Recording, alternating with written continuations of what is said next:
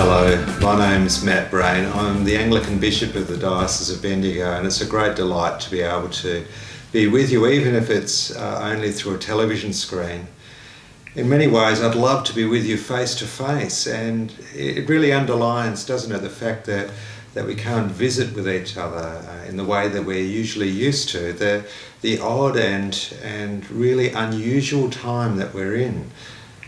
For you who are in the hospital at the moment, you're right at the pointy end of some of the things that are happening to do with the coronavirus and how it impacts our lives, how it impacts your life. And it's a time when, because it's such an unusual thing with so many restrictions and with so many difficult things to have to navigate, that issues to do with fear are really at the top of our minds and bubbling out of our hearts. I imagine for you it's an ever-present question, whether it's your own fear or the fear that your loved ones might have as they see you in hospital and try and navigate the different ways to be able to stay in touch and care for you. But as we think about fear, it's also very important to think about hope. When we think about hope, we often wonder how certain is hope? Because hope can sometimes seem a little bit like wishful thinking.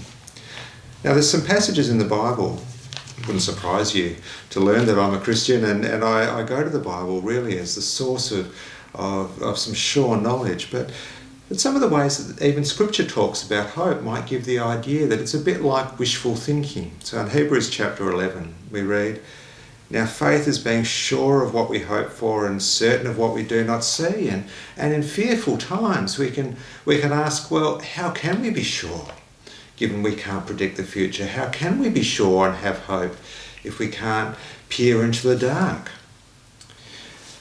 And if hope is just wishful thinking, then it's a bit like whistling in the dark, isn't it?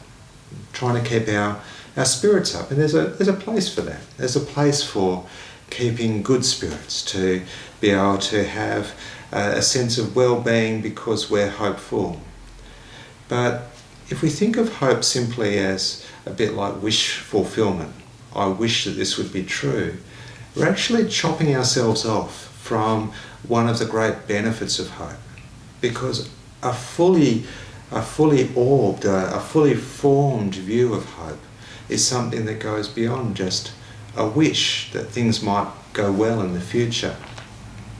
See, one of my favourite parts of Scripture is in 2 Corinthians chapter 4, because in 2 Corinthians chapter 4 we get to eavesdrop or to look over the shoulder of people who are really doing it tough. So the beginning of 2 Corinthians 4 starts with people who say, don't lose heart. See, for Paul, the fellow who wrote this, and his travelling companions, they were in a situation where they could very easily lose heart. Their hope, if it was just simply a wish that things might get better, would have evaporated. Things were really tough. Indeed, they were at the point of losing their lives. But they write, we don't lose heart. And they expect that the people who had received this letter would also not lose heart as well. And then Paul goes on to unpack some of the ways that he can be hopeful. And it all comes back to hope being sure and certain. The future, whilst the circumstances might not be sure and certain, the hope is because it rests on something that happened in the past. And he goes back to Jesus.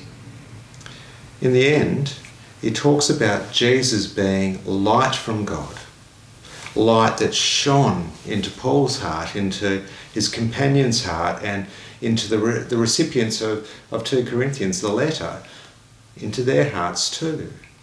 Because Jesus has come, Jesus gives access into God's mind, into knowing what God's plans are, and ends up with a beautiful phrase, a way of talking about how what Jesus has done in the past gives us a sure and certain hope for the future.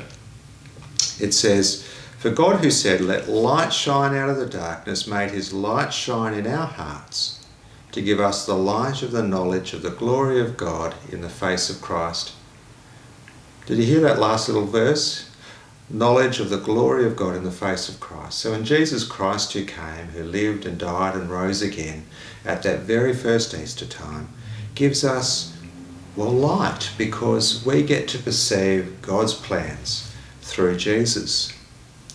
And so friends, that's where I keep going back to in uncertain days, in days where, well, the temptation to fear is high, and where the temptation to think of hope as simply being a wish that the future might be better.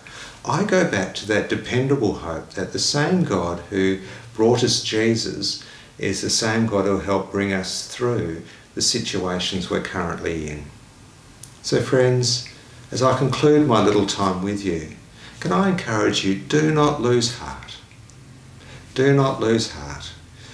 Because we have not only the general benefits of hope, but we have a very specific benefit of hope in knowing that because God sent Jesus for us, the man who didn't stay dead, that we have a dependable hope for the future, even if we can't foresee what the immediate circumstances might bring.